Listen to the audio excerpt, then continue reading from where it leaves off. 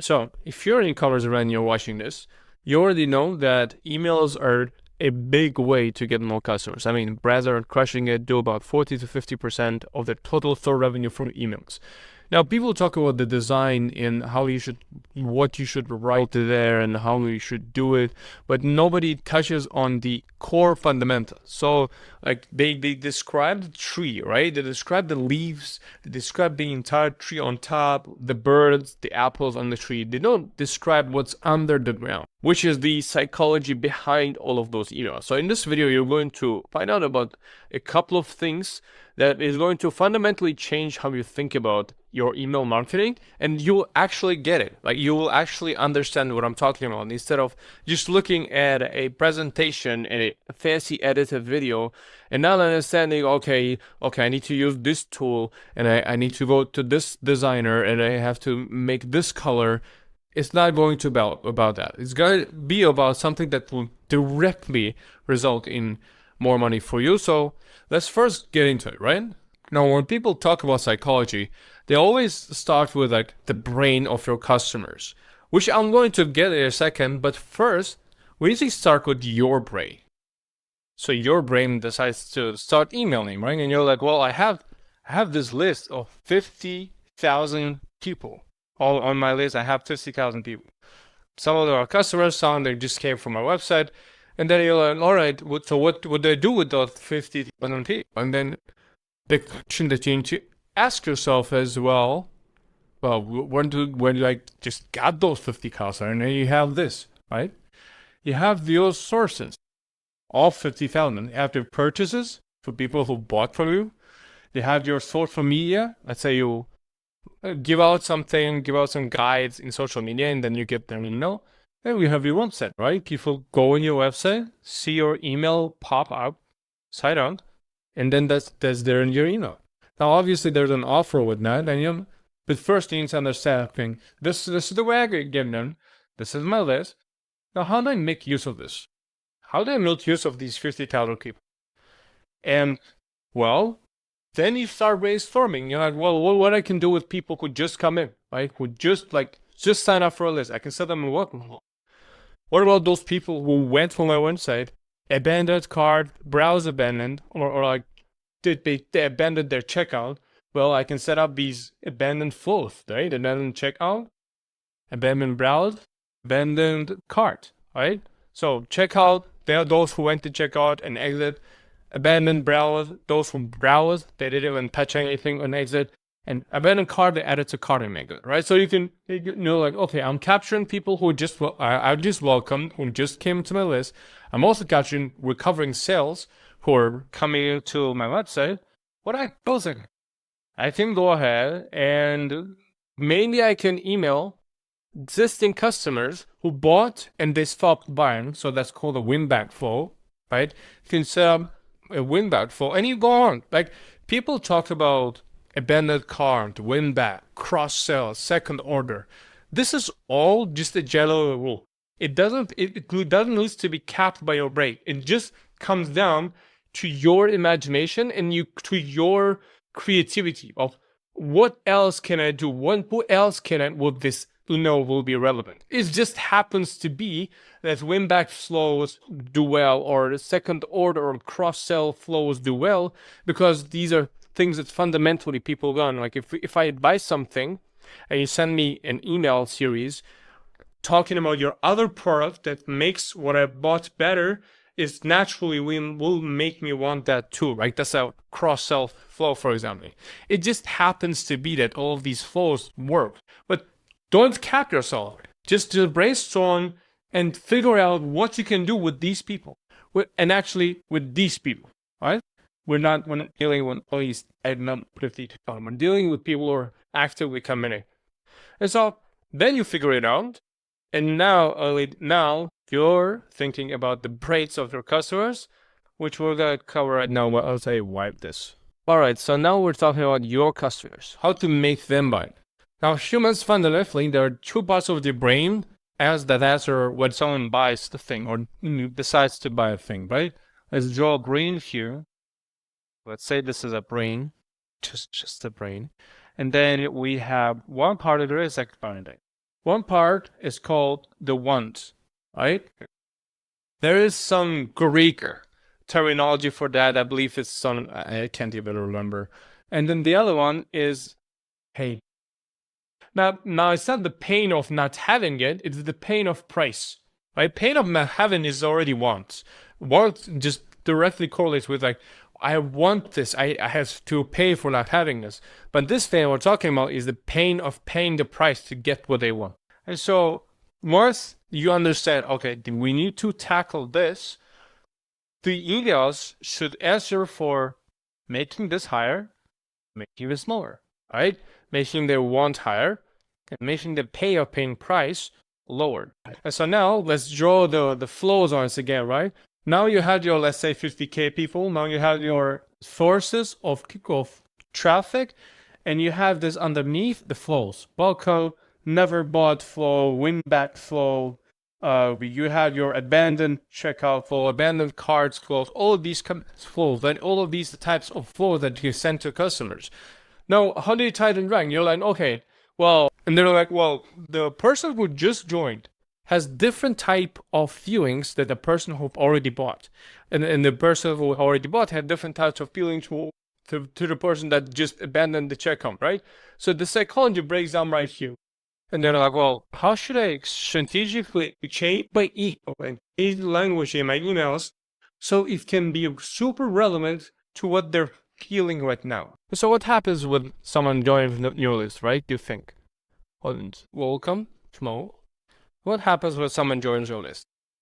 Well, they're probably excited about the thing. You promised them a discount, and they're waiting for that discount, and they're excited to buy the thing. Like, they wouldn't be getting it otherwise, right? So your job is obviously give them the thing, right? This point here. Introduce yourself, show prompts, and ask, right? This will be a structure for your welcome flow. Simply because in the welcome flow, they're excited. So you give them what they want. They want something, you give them. Then you introduce yourself, simply because that this is a welcome flow. I mean, this kind of a general rule for welcome. I don't even use its thing. And then you show what you have, so your best sellers, best selling products, and then you ask them to buy it, the thing. Let's load it. Now we move on to the next flow. We have like 3 flows that are about recovering sales, right? Abandoned flows. I'm just going to say A for this. So people abandon something. Now, alright, and then you think, alright, and what do I send them that is different from a welcome flow? Well, what do they feel when they need to abandon? They probably have some sort of an objection. So there will be a series of emails. Let's send them 4 emails, right? They will tackle the third thing. So first email will obviously show them what they have abandoned, right? First email will be shown. Just a real quick reminder, maybe they forgot. Like, in fact, like probably 50% of people who abandon, they just forget. It's not about the objection. Another 50%, it's about the objection, which we're covering in the second email, right? Just usually choose 2 biggest objection. I like 3. 3 is just a good number, but 2 is just what's more fitting. I think the best way to do it is founder-led email. So a actual no design email, so just simple note from a founder handling these 2 objections and making an ask. And by the way, in the email, when you see a plain text and you see 1 link, it's the only thing that's a blue, a blue marker. And regardless, you own this. The only thing that's blue, so it's really powerful because people will naturally want to click on it. But regardless, second email handles the objection. Third email, you're thinking, well, all right, I handled an objection. I reminded them. What else can I do? Well, do they trust me? How you build trust is proof, right?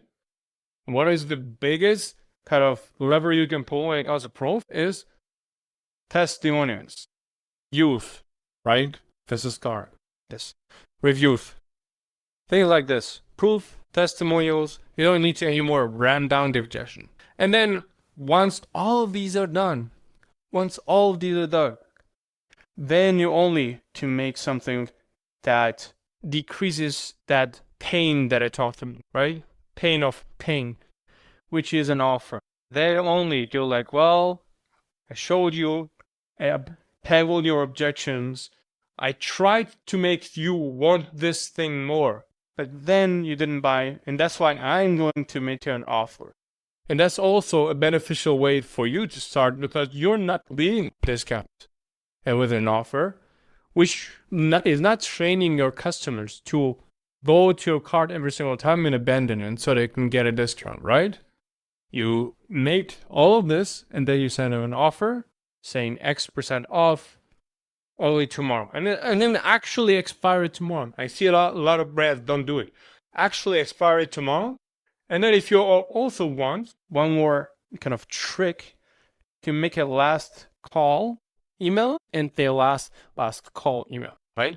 2 last call emails, super powerful. Especially if you make this one, same as the candle, right? Just a plain text last call email. Really powerful. They're like, well, we did basically most of the things. Now and then so the next one will come up after they buy, right? So they bought, they gave you money, you're happy, they're happy, right? Everything is awesome. But now you're like, well, I paid for the ads, and the money they paid just paid for the ads. Like we're break even. That's exactly why this series of flaws come to us, right? First one is a second order flow. Actually, it's this cross-sell fee. Never mind. Cross-sell. Now, what you do with that is when someone buys from you, usually your products make each other better. And so what you can do is obviously thank them, right? Thank you for buying this thing. But then you remind them, hey, send them another email and say, well, you bought a racket. You bought a racket, which is great. Right? It's on the way, it's shipping. But what you then kind of notice that racket stays forever, but the handle usually wears out. So if you buy like 2 handles now, while it's shipping, it's going to be better off for you for the future because you don't have to pay for the shipping cost anymore. You just do this, right? And so you literally say that in the subject line. You're like, your order is not shipped yet. And then they'll be clicker on the email or what the heck, or why my order is not shipped. And then what actually is you're gonna say, well, it is shipping, but like it's in the process. The guy from the warehouse is handling this, but it's not shipped yet, so you can buy these 2 things as well. So you will be able to do more. And then if they buy, you'll kick them out of that flow. Everything is awesome. If they don't buy, you then send them an outlet email. And this way, usually most of the time what happens is that they just didn't like this. Probably they just already have this, they already had planned for this. So you don't stop there and cross-sell another thing. You're like, hey man, you bought a racket, right? It will be shipped within like 3-4 days. It's already shipping at this point, right? But there's also a ball. I mean, do you want the balls with the racket? I mean, that's what usually people buy. And if you buy one, you get an extra benefit for your next order, right? A small offer that you sell them balls. And people will stop right here. And I'm like, well, no. Because usually they'll probably have planned for these small things. Then, so thank you, Elon. Second email selling them one thing. Third email selling them another thing. And then there comes the fourth gram. And there's no offer, by the way. In cross-sell flow, don't make an offer. Just simple cross them. Because they've trusted. Then you say, hey man, you bought a racket, right? You bought a racket. You may have balls. You may have the handles. But one thing you definitely haven't prepared for is a special bag for rackets. We have special bag. You don't need to put them in there. Backpack, you have sports bag. If a special one specifically for tennis players, specifically for them, we made them back, right? And actually, I'm discovering a real flow here. There's a real company who I would do this for. And so you mentioned that back. You don't stop selling. You ask and ask and ask because you're just giving them something.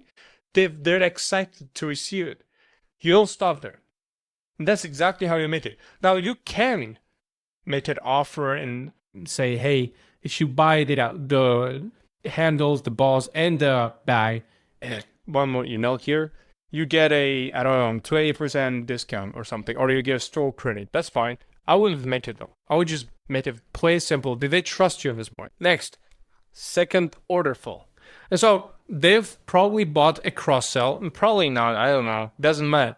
You send them a second order flow. And so let's bring another example. Let's say you sold them supplements. You sold them vitamin B, 30 capsules, one per day. They have to take it, right? So naturally, it moves 30 days later. They buy. They might already all be thinking about making a second order, but you don't care. You just send them another reminder.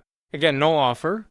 You say, hey, on day 20, right? Day 20, another 10 days before it ends, because there's shipping time and stuff. You send them these 2 emails. Second order is simple, 2 emails. Say reminder, right? And hope you like the experience, etc. And by the way, keep in mind, you'll be all this time while they're using this, 30 days, you've been sending them broadcast email. So they're pretty familiar. Like they haven't forgotten. And then second one, if they haven't bought by the second one, well, with the first one, you sent them a fail, tap them up. Was there anything specific that we need to add or something? Or remind all of you guarantee or free shipping. That's also worth, right? So either remind one more time about guarantees. Can't see this probably, but I wrote guarantee here. Yes. And free shipping, right? Or make an ask about their experience. Right? Make an ask about their experience. In any case, they can ask you a question about the product and something might be holding them back. That's about it. You don't need to overcomplicate. This is a very short one. Next, win back. So this is one of my favorite ones because it's interesting. So a win back flow. What it does is whenever someone buys from you, again, let's bring up the supplement example because it's really relevant.